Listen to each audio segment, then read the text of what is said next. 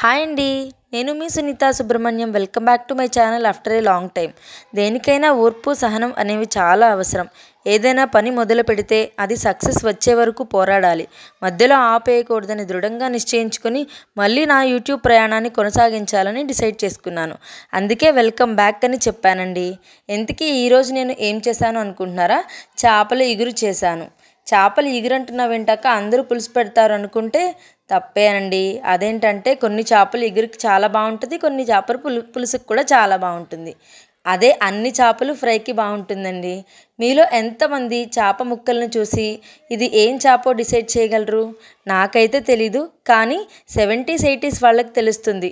90s 20s వాళ్ళకి ఖచ్చితంగా అయితే తెలీదు. ఎవరైనా తెలిస్తే ఇదేం చేప మాత్రం ఖచ్చితంగా కమెంట్ చేయండి.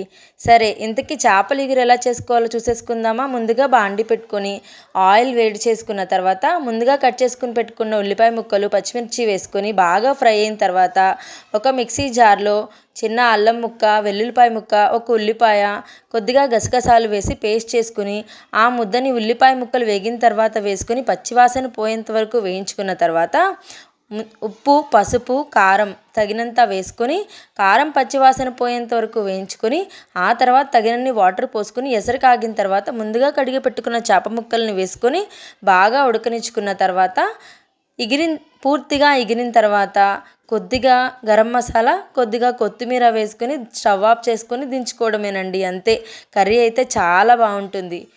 మీరు కూడా ఈ చేపల ఇగురు ట్రై చేసి ఎలా ఉందో కమెంట్ చేయడం మాత్రం మర్చిపోకండి. ఇంతకీ ఇదేం చేపో చెప్పమంటారా, లేదా మీరే గెస్ట్ చేస్తారా?